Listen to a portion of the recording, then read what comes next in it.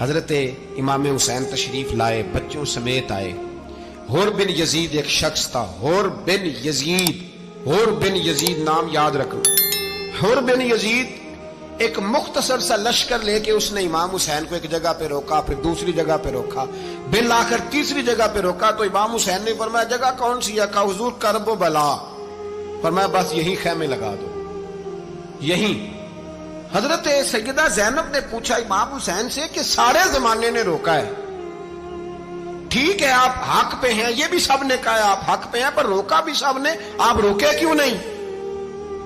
تو ابن کثیر اور ابن اسیر لکھتے ہیں کہ امام حسین رو پڑے، کہنے لگے بہن میں رک جاتا پر میں نے رات کو نانا مصطفیٰ کو خواب میں دیکھا ہے۔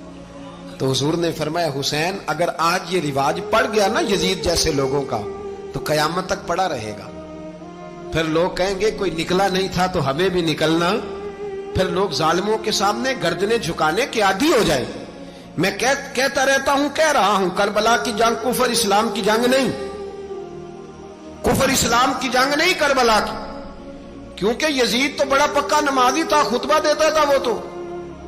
جب امام حسین رضی اللہ تعالیٰ عنہ نے کربلا کے میدان میں جمعے کا دن تھا تو یزید کے سامنے کو بات کرنی شروع کی عمر بن سعد کے سامنے، تو عمر بن سعد کہنے لگا حسین زیادہ باتیں نہ کر، ہمارا جمعہ لیٹ ہو رہا ہے، جنگ کے لیے تیار ہو، فٹافٹ آ۔ اہل بیت نبوت کو قتل کریں گے اور قتل کے بعد پھر نماز پڑھیں گے اور پھر کہیں گے اللہم صلی علی محمد وعلی آل محمد، اسی نماز میں پھر درود بھی پڑھیں گے۔ یہ کیسا مرتبہ ہے، کیسا انداز ہے، دوستی قاتل سے بھی مقتول سے یارانہ بھی۔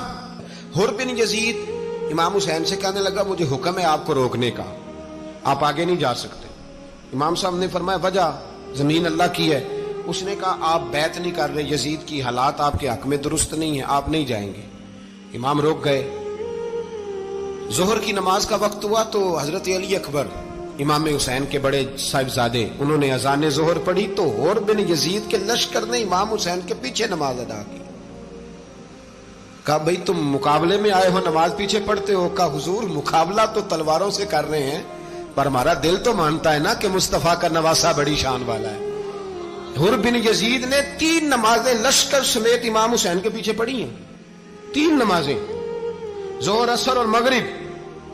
پھر امام حسین کے سامنے شرائط پیش کی کہ آپ کو یہاں گھیر لیا گیا ہے، یہاں آپ بیعت کریں گے، یہاں جنگ کریں گے، 2 ہی باتیں۔ امام حسین نے فرمایا نہیں بھائی بیعت تو میں نہیں کرتا، اس کے علاوہ تم جو کہتے ہو میں کرنے کو تیار ہوں۔ اس نے خط لکھا، عبید اللہ ابن زیاد کو ایک بندہ دوڑایا پیچھے کوفے، چند میل پہ کوفہ تھا، کہا وہ نہیں مان رہے، کیا کرنا ہے؟ تو حسین ابن علی ہے، میں زیادہ دیر انہیں روک بھی نہیں سکتا۔ انہوں نے پیغام دیا حر بن یزید کو کہ کرنا کچھ بھی نہیں، ان کا پانی بند کر دو، بلیک میل کرو، کھانا پانی نہیں ملے گا، چھوٹے چھوٹے بچے ہیں، خود ہی مان جائیں گے۔ حضرت امام علی مقام کے بارے میں حر کے پاس جب یہ پیغام آیا تو حر کہنے لگا میری طبیعت نہیں مانتی حسین پر پانی بند کروں، دل نہیں مانتا۔ جب یہ لفظ کہے نا دوبارہ تو پھر عبید اللہ ابن زیاد نے عمر بن سعد کو 10,000 آدمی دے کے بھیجا، کہا حر بن یزید لچک دکھا رہا ہے حسین کے حق میں۔ ایک رے کا علاقہ تھا، بڑی وہاں فصل ہوتی تھی، لوگ کوشش کرتے تھے وہاں کا گورنر بننے کی، کوشش کرتے تھے۔ تو عبید اللہ ابن زیاد کہنے لگا تمہیں رے کی گورنری ملے گی، سب سے سرسبز و شاداب علاقہ، تمہیں وہاں کا گورنر بنایا جائے گا اگر حسین کے خلاف لڑو گے۔ یہ اتنی زبردست ہوتی ہیں گورنریاں کہ گورنریوں کے لیے لوگ نسل رسول کے خلاف بھی نکل آتے ہیں، یہ اتنی تگڑی ہوتی ہیں، اتنی جلدی وفاداریاں بدلتی ہیں۔ امام حسین کو روک لیا گیا، عمر بن سعد نے روک لیا۔ 1 محرم کو امام آئے، 7 محرم تا روکا گیا، 7 محرم کو پانی بند کر دیا۔ جانور پانی پیتے تھے، گھوڑے پیتے تھے، کتے پیتے تھے، لیکن مصطفیٰ کے گھرانے کو پانی پینے کی اجازت 3 دن تک پانی بند رہا۔ 9 محرم کو عمر بن سعد نے اور لوگ بلائے۔ شمر ایک بڑا سخت آدمی تھا، سنگ دل بدبخت، جس نے حضرت علی اصغر کے گلے پر تیر مارا تھا، وہ اور لشکر لے کے آیا۔ رات کو کہنے لگا امام حسین رضی اللہ تعالیٰ عنہ سے کہ بس بڑا ہو گیا، یہ 9-10 محرم کی درمیانی رات، یہاں آپ جنگ کریں گے یا آپ بیعت کریں گے، 2 ہی باتیں۔ امام حسین اندر گئے، سیدہ زینب سے مشورہ کیا، باہر آئے، فرمایا بات وہی ہے جو پہلے دن والی ہے۔ او بھائی بچے ساتھ ہو، सहरा का इलाका हो, तपती हुई रेत हो, इतने कठिन और सख्त हालात, चारों जानब मौत ही मौत, दूर दूर तक अपनों का नामो निशान कोई नहीं, और अकेले फैसला करने वाले इमाम हुसैन, बाकी सारे बच्चे हैं या औरतें, सारे बड़े अकेले। इमाम हुसैन रज़ी अल्लाह तआला अन्हु ने फरमाया, भाई बैत तो मैं नहीं करता, बाकी जो तुम्हारा प्रोग्राम है। शिमर और इब्ने साद कहने लगे फिर जंग के लिए तैयार हो जाएं। क्या अंदाज है इमाम हुसैन का। फरमाने लगे कल जंग करूंगा, मुझे पता तो है जंग का नतीजा क्या निकलना है, एक रात मुझे दे दो ताकि मैं खुल के अपने रब की इबादत तो कर लूं। हुसैन ने जाना है, मुझे पता है कल रिजल्ट 72 और 22,000 का क्या एक रात मुझे दो, मैं मालिक से राज न्याज तो करूं, मैं गोया उससे पूछूं तो सही कि मालिक मेरे वालिद भी शहीद हैं, भाई भी शहीद हैं, नाना को भी दुखों में देखा है, तो अब मेरी बारी है, तो मालिक मैं हाजिर हूं, मुझे मौका तो दो, इसलिए कि मेरे नाना ने बदर में भी सारी रात इबादत की थी, सुबह मुझे मौका दो। और दुनिया का उसूल है जब कोई मौका मांगता है तो दिया जाता है। ये दोनों कहने लगे कोई मौका नहीं। हुर बिन यजीद पीछे से बोला, कहने लगा नहीं, बदतमीजी ना करो, हुसैन को मौका दो, तुम्हें देना पड़ेगा। मौका दिया। हुर बिन यजीद ने फिर मिन्नत की, कहा हुजूर आप मेहरबानी करें मान जाएं। फरमाया मानने वाला खाता कोई नहीं। फरमाया मानने वाला खाता, बोलिए मानने वाला खाता, ये बड़ा मुश्किल काम है भाई। जमीर का सौदा अब तो आम हो गया, बाजार लगते हैं, रेट लगते हैं, अपनी अपनी चाहतों पे लोगों ने अपने अपने अंदाज सजाए हुए हैं। कोई आदमी बस अच्छे तरीके से नाम ले ले तो बस हम उसके पीछे चल जाते हैं। अब तो आम हो गया ये मामला। इमाम हुसैन ने फरमाया हो ही नहीं सकता, मुमकिन ही नहीं है। सारी रात इबादत में गुजरी, रियाजत में गुजरी। तहज्जुद का वक्त हुआ तो घर वालों को बुलाया, फरमाया देखना तुम्हारी सी की आवाज ना बाहर आए, खबरदार सी की आवाज ना आए। और इमाम ज़ैनुल आबिदीन से फरमाया तू बीमार है, तू जिहाद नहीं करेगा, लेकिन ख्याल रखना पीछे। और बड़ी कीमती बात बता रहा हूं, हमारी बीवियां किसी के घर मैयत हो जाए तो 4 दिन बुखार नहीं उतरता। इमाम अली मकाम ने सैयदा ज़ैनब से फरमाया तू बड़ी है, मेरी बहन है, पीछे सारे बच्चे हैं, जवान हैं, इनके हौसले तेरी जिम्मेदारी है। सुबह जंग का तबल बजने लगा, फजर की नमाज पढ़ी, सूरज चढ़ा, 10 मुहर्रम का दिन, जुमे का वक्त। जनाब सैयदना इमाम हुसैन रज़ी अल्लाह ताला अन्हु ने रेत पर सजदे किए, लंबे सजदे, लंबी नमाज। सूरत शम्स की आयात दूसरी रकत में पढ़ी तो सारा करबला गूंजने लगा। क्या अंदाज़े तकल्लुम था इमाम अली मकाम का। नमाज मुकम्मल हुई तो हुर बिन यजीद, अमर बिन साद और शिमर से कहने लगे वाकई हुसैन से लड़ोगे, पता नहीं कौन है। कुल्ला सालुकुम अलैहि अजरन, तुमने नहीं पढ़ा, इल्लल मवद्दत फिल कुर्बा, तुम्हारी आंखें बंद है। अल हसन वल हुसैन सय्यदु शबाब अहले जन्नह, तुम्हें नहीं पता। कहने लगा चुप कर, हुकूमत नजर आ रही है। और बिन यजीद कहने लगे फिर मेरा भी फैसला सुनो, मुझे हुकूमत नहीं चाहिए, मुझे जन्नत चाहिए। हुकूमत नहीं चाहिए। इमाम हुसैन की पहली फतह देखें, और बिन यजीद एड़ी लगा के ना यजीद के लश्कर से निकल के इमाम हुसैन के लश्कर में शामिल हो गया। और पहला शख्स जिसने इमाम हुसैन को रोका, इमाम हुसैन के नाम पर पहला सर भी इसी शख्स ने कटाया है। लेकिन यजीद की कब्र पे लानत भी कोई नहीं बरसाता, उसका महल था बहुत बड़ा। लेकिन जब लोग करबला में इमाम हुसैन को सलाम करने जाते हैं तो कदमों में हुर बिन यजीद का मजार भी बना हुआ, उसको भी सलामी दी जाती है। और अब हम अकेला हुर बिन यजीद नहीं कहते, हम कहते हैं हुर बिन यजीद रदी अल्लाह ताला। अब हम इतनी ताजीम करते हैं उस हुर की। जनाबे इमाम हुसैन को मैदान में खड़ा किया गया, जिहाद का तबल बजा, पहले खुद्दाम आए। और सुन लो, आज वो पता नहीं बाजारी से लोग चढ़ गए स्टेजों पे, बाजारी से, ना चेहरे पे दाढ़ी है, ना सर पे कोई कपड़ा है, बाजारी लोग हैं, भाग रहे हैं, बाजू चढ़ाए हुए हैं, बटन खोले हुए हैं, तमाशा बना दिया। सुनने वालों का भी अल्लाह ही हाफिज है। वो स्टेज पे ये अहले बैत की शान बयान करता है, भाग के उधर जाता है, ये कोई तरीका है। सुनने वालों का भी अजीब अंदाज है, हर बंदे को सुनने बैठ जाते हैं। दीन मुहज्जब है, तहजीब वाला है, दलाइल रखता है, दीन वकार रखता है, ऐसे लोग अब दीन बयान करेंगे। हजरत सैयदना इमाम हुसैन रज़ी अल्लाह ताला अन्हु सुबह जब जिहाद का वक्त आया, पता है कौन कौन थे करबला में? امام حسین کے ساتھ امام حسین کے 4 بھائی تھے کربلا میں. کتنے؟ بول کے بتائیں. حضرت علی کے 4 بیٹے. عباس بن علی جن کو حضرت عباس کہا جاتا ہے نا، علمدار، یہ حضرت علی کی دوسری زوجہ میں سے. عباس بن علی بھی تھے اور ابو بکر بن علی بھی تھے، عمر بن علی بھی تھے، عثمان بن، یہ حضرت علی کے بچوں کے نام ہیں. یہ آپ کے شہزادے امام حسین کے ساتھ شہید ہوئے. ان کا نام صرف اس لیے نہیں لیا جاتا کہ ان کا نام خلفائے ثلاثہ کے نام پہ، حضرت علی نے اپنے یاروں کے نام پہ رکھا ہے تو تم نے کربلا کے میدان سے خارج کر دیا. یہ تینوں شہزادے حضرت جناب سیدنا امام حسین کے ساتھ تھے، یہ بھی شہید ہوئے. حضرت جناب زینب امام حسین کی سگی بہن ہے. ان کے 2 بچے تھے، اون و محمد. جب امام حسین میدان میں جانے لگے تو جناب زینب بچوں سے کہنے لگی، نہ پہلے بھائی نہیں جائے گا، پہلے بھانجے جائیں گے. 2 بچے شہید ہوئے. حضرت قاسم بن حسن امام حسن کے بیٹے تھے. وہ جب میدان میں جانے لگے تو امام حسین نے کہا، نہیں بھائی تو نہیں جائے گا، تو میرے بھائی کی نشانی ہے، میں جاؤں گا. تو حضرت قاسم بن حسن نے ایک تعویذ کھول کے دیا کہ ابا جی میرے والد نے کہا تھا جب بڑی مشکل آ جائے تو تعویذ کھول کے دیکھنا.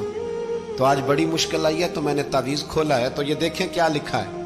یہ تو رکا ہے، تعویذ ہے ہی نہیں. جب کھول کے دیکھا تو اس پہ لکھا تھا، قاسم اگر حسین پہ کوئی کڑا وقت آ جائے تو بیٹا کے آگے آگے رہنا، اگر کڑا وقت میرے بھائی پہ کبھی آ جائے نا، دیکھنا اس کے آگے آگے چلنا، اسے حسن کی کمی نہ محسوس ہو. پائیاں جہاں ساکھ نہیں کوئی جے وچ خار نہ ہوئے.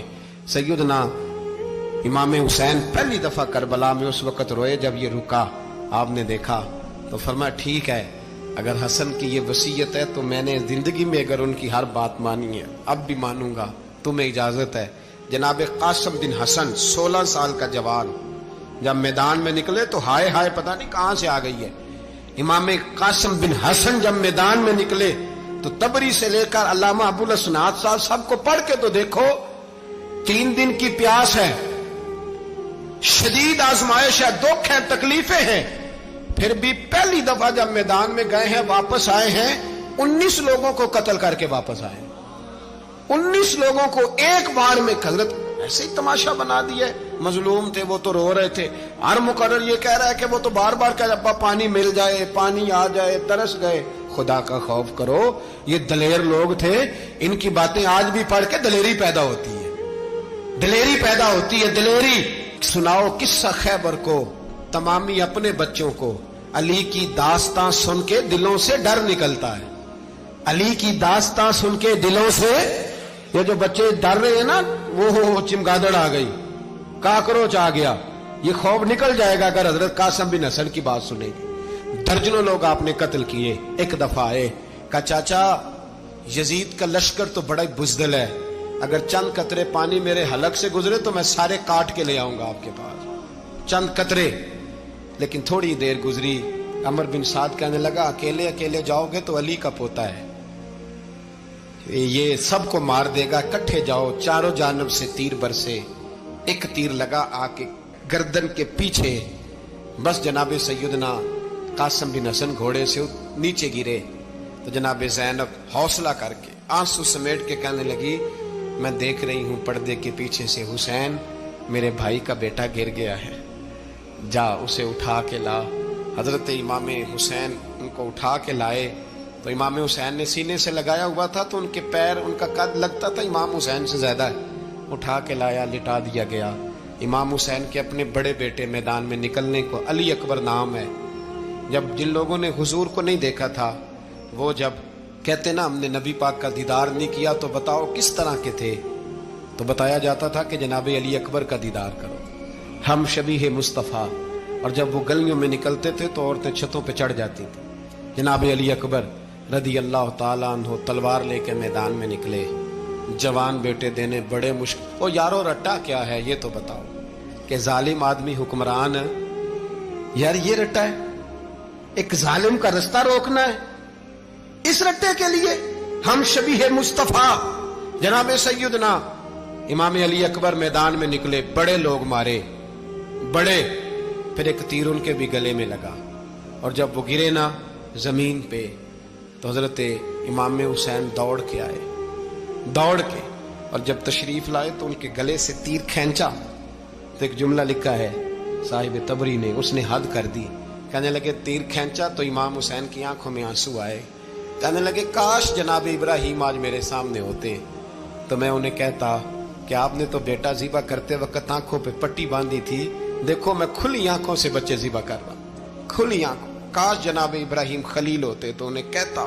जनाब अली अकबर भी शहीद हुए। हजरत अली असगर को तो अचानक उठाया था इमाम हुसैन, बाहर निकले तो गर्दन पे तीर लगा तो 6 महीने का बच्चा वो भी शहीद हुआ। खून उछाला आसमान की तरफ तो कहा मौला देख ले, मैंने 6 महीने वाला भी नहीं बचाया, वो भी दे दिया है।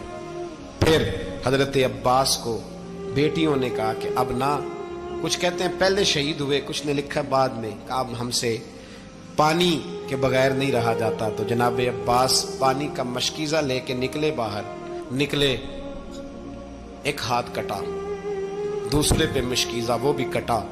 देख लो मैं पस मंजर पे हूं अभी तक, मैं बता रहा हूं कि जिहाद किसके खिलाफ था? जालिम हुक्मरान के खिलाफ, जालिम काफिर के खिलाफ नहीं, मुशरिक के खिलाफ नहीं। हजरत इमाम हुसैन रज़ी अल्लाह ताला अन्हु ने हर जगह एक ही बात की कि यजीद शराबी है तो बच्चे कटवा दूंगा, शराबी को वोट। ये एक नहीं, हर किताब में यही लिखा, हर किताब में, और हर मसलक की किताब। यजीद चूंकि मुजरे देखता है, रंडियों का नाच देखता है, बच्चे कटवा दूंगा, उसके हाथ में हाथ। इमाम हुसैन ने फरमाया चूंकि अल्लाह की हदों को तोड़ता है, हुकूकुल्लाह पामाल करता है, हुदूदुल्लाह, बच्चे कटवा दूंगा लेकिन उसके हाथ में हाथ। सारा दिन खुद मुजरा देखना और 10 मुहर्रम को 2 देगे बका के हुसैनी बन जाना, सारा साल खुद गंदमंद करना, शराबियों के साथ रहना और 10 मुहर्रम को 2 आंसू बहा के याद रखना। मैं हमेशा कहता हूं, फिर कह रहा हूं, जिसके मोबाइल में गंदे गाने हैं, गंद देखता है, शराबी कबाबी का सपोर्टर है, वोटर है, या मुजरे देखता है, आता जाता है, वो याद रखे कयामत में इमाम हुसैन का हाथ होगा, उसका गिरेबान होगा। हमसे न रकम होंगे कसीदे यजीद के, हम लोग तो हुसैन के सीरत निगार। हजरत अब्बास का बाजू कटा, फिर पानी तो भर लिया था, ला ना सके, फिर गर्दन कटी तो शहीद हुए। बच्चों की भी शहादत हुई, पर जब उनका लाशा उठाया तो इमाम हुसैन कहने लगे मौला अब ना हुसैन की कमर कमजोर हो गई है, अब कमजोर हो। और भाई एक मैयत हो जाए तो 4-5 दिन तो पूरी आंखें नहीं खुलती, कैसा जर्री खानदान है। थोड़ी देर गुजरी तो इमाम अली मकाम ने पटका बांधा, सर पे दस्तार बांधी, मौला अली की तलवार पकड़ी, नबी पाक का इमामा बांधा और घोड़े पे सवार हुए तो कहने लगे ज़ैनब घर तेरे हवाले और मैं अल्लाह के हवाले, घर तेरे हवाले और मैं। और फिर इमाम हुसैन निकले, इमाम अली मकाम निकले। रावी कहते हैं कि ये जलवा पहले भी बड़े सोने थे, पर आज जो रंग देखा वो कभी नहीं देखा। क्या अंदाज था, जिधर जाते नारा लगाते तो हद हो जाते। इतने लोग इमाम हुसैन ने काटे, इतने काटे, फिर वापस पलट के आए और कहने लगे ज़ैनब जरा पर्दे के पीछे से देख तो सही मेरी बहन, इन बुज़दिलों को जुर्रत ही नहीं हो रही हुसैन के मुकाबले में आने, एक दूसरे को धक्का देते, तू जा तू जा। फिर इकट्ठे वार हुए। ये कौन है कटा हुआ, लिबास है फटा हुआ, ये बिल यकीन हुसैन है, नबी का नूर ऐन है। फिर चारों जानिब से तीर बरसे तो इमाम अली मकाम चूंकि नमाज का वक्त हो गया था, उतरे घोड़े से, खून बह रहा था, गर्म तरीन रेत से तयम्मुम किया, सर सजदे में रखा और जब शिमर आपकी गर्दन काटने लगा तो कहने लगे ठहर जा जरा, रब से एक बात कर लेने दे। और फिर बोले इमाम हुसैन, कहने लगे मालिक तू अब बता के हुसैन से राजी है कि नाराज है, तू बता। तो फिर एक आवाज आई, या अय्यतुहन नफ्स मुतमइन्ना इरजिई इला रब्बिकी रादियतम मर्दिया। फरमाया नफ्स मुतमइन्ना वापस आ जा, तू अल्लाह से राजी है, अल्लाह तुझसे राजी। इमाम हुसैन वहां शहीद हो गए। अब ये काफिला इमाम हुसैन का सर काट, जरा देखना गौर करना, सर काट के नेज़े पे रखा है, जिस्म करबला में पड़ा है। औरतों को घोड़ों पे बिठा के ले जाया गया यजीद के दरबार में। यजीद पहले उबैदुल्लाह इब्ने ज़ियाद ने बदतमीजी की, फिर यजीद ने की। सऊदी अरब का एक मौलवी बोल रहा था, सऊदी अरब का, उनसे भी बड़ा इश्क है, जिसने तकरीर सुननी हो मेरे पास है। हमें लोग मशवरे देते हैं कि जो यजीद को अच्छा कहे और हुसैन को बागी कहे उसको हम इमाम मान लें। اس بے شرم بے حیا کو جو نبی پاک کے گھرانے کے بارے میں بکے، اسے امام سعودی عرب میں مسجد نبی میں درس دینے والا جس نے تقریر سننی ہو میرے پاس ہے، وہ کہتا ہے یزید تو بڑا اچھا آدمی تھا، اس نے تو بڑی خدمت کی، تو میں نے اسے کہا رشتہ داری کر لیا یزید کے ساتھ، قریب ہو جا۔ شرم نہیں آتی؟ آج بھی نبی پاک کا دل دکھاتے ہو، حیا نہیں آتی، خیال نہیں آتا؟ اور لوگ گھر میں بیٹھ کے باتیں کرتے ہیں، کہتے ہیں جی جو بیت اللہ میں ہو وہ بھی برا ہو سکتا ہے۔ بیت اللہ میں تو 360 بت بھی تھے، وہ اچھے تھے۔ مدینے میں تو 360 منافق بھی رہے، پوری سورہ منافقون نازل ہوئی، وہ اچھے تھے۔ عجیب تماشا بنا دیا لوگوں نے مذہب کا۔ کہتا ہے یزید نے تو بڑی خدمت، تو عبید اللہ ابن زیاد نے قتل کیا۔ بے شرمو، اگر عبید اللہ ابن زیاد نے بھی قتل کیا تھا تو حکومت کس کی تھی؟ تو پھر یزید نے عبید اللہ ابن زیاد کو سزا کیوں نہیں دی؟ بلکہ ایک جگہ 2 گورنریاں دی اس کو، یہ حال کیا۔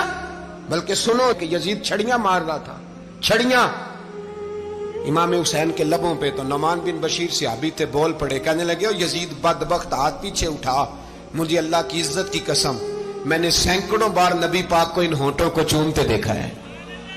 حضرت جناب زینب عورتوں کے مجمع میں پیچھے ہو کے بیٹھی ہیں، یزید کے پاس جب پہنچا لشکر تو یزید کہنے لگا دیکھو اللہ نے مجھے عزت دی اور میرے مخالفوں کا کیا حال ہوا۔ تو بی بی زینب بول پڑی، اتنے صدمے سہے پر آواز توانا ہے، جاندار ہے، جاندار۔ ہمارا کسی بندے سے جائیداد کا رٹا نہیں، ہم تو چاہتے ہیں امت اکٹھی ہو جائے، لیکن جو بندہ نبی پاک کی ماں کو دوزخی کہے، حضور کے باپ کو جہنمی کہے، یزید کو امیر المومنین کہے، اس کے ساتھ اتفاق رائے کر لیا جائے، یہ مذہب ہماری سمجھ میں نہیں آتا، بالکل نہیں آتا، قطعاً نہیں ہماری سمجھ میں آتا۔ کیسے اتحاد کر لیا جائے؟ یہاں تو میرے بھائی جو ہمارے ابا کا مخالف ہو اس سے اتحاد نہیں ہوتا، اور جو نبی پاک کے والد کو دوزخی کہے اس سے اتحاد ہو جائے۔ کہتے ہیں جی وہ جی اتنی فرقہ واریت ہو گئی، ہم کس مسجد میں جائیں؟ 60 پارٹیاں پاکستان میں رجسٹرڈ ہیں جو الیکشن لڑتی ہیں، کبھی کسی بندے کو ٹینشن نہیں ہوئی کہ کس کے پاس جائیں کس کے پاس نہ جائیں، کبھی نہیں کو بولا کہ اب وہ بھی کھڑا ہو گیا، وہ بھی، کوئی ٹینشن نہیں۔ مذہب کی باری ٹینشن ہو جاتی ہے، اتنا بڑا مذہب ہوتا ہے بھائی، غلط بندے بھی آ ہی جاتے ہیں بیچ میں، تھوڑا پہچان کے چلنا پڑتا ہے صحیح کون ہے اور غلط۔ اور یہی تو ہمیں امام حسین نے بتایا ہے کہ مذہب کے اندر ہی تم نے شناخت کرنی ہے کہ بندہ ٹھیک کون ہے اور بندہ غلط۔ یہی تو کربلا ہے، یہی تو امام حسین نے بتایا، کفر اسلام نہیں، حق اور باطل۔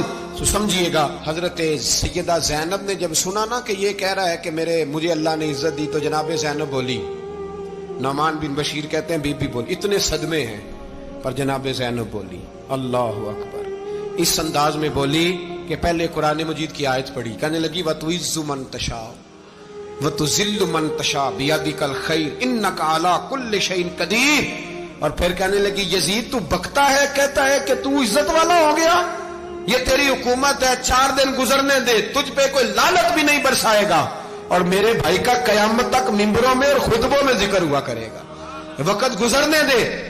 جب جناب بی بی زینب بول رہی تھی تو حضور کے ایک نابینا صحابی پاس بیٹھے تھے، جناب نعمان بن بشیر کا ہاتھ ہلایا، ہلا کے کہنے لگے کیا علی آ گئے؟ تو علی کی آواز لگتی ہے، جبریل امی بول رہے ہوں جیسے، حکمت کے گوہر رول رہے ہوں جیسے، دربار دمشق میں بی بی زینب کا خطاب، منبر پہ علی بول رہے ہوں جیسے۔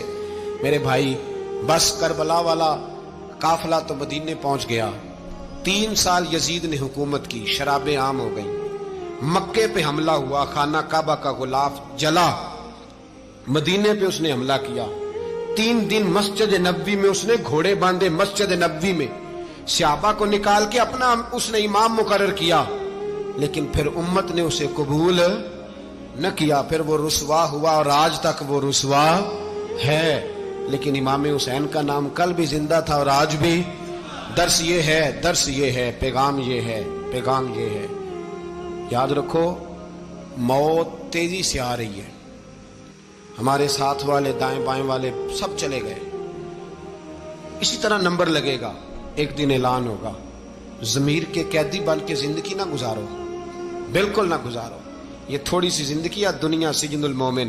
حق بات کرو، حق پہ ڈٹنا سیکھو، دین سمجھو، خبردار رسول پاک صلی اللہ علیہ وسلم کے دین میں ظالم، جابر، فاسق، فاجر کی کوئی گنجائش قطعاً نہیں ہے۔ اپنے آپ کو سمیٹو، اپنے آپ کو سنبھالو، دین میں اپنا کردار ادا کرنے کی کوشش کرو، دین طلب کرتا ہے ہم سے کہ ہم نے دین کو کیا دیا ہے.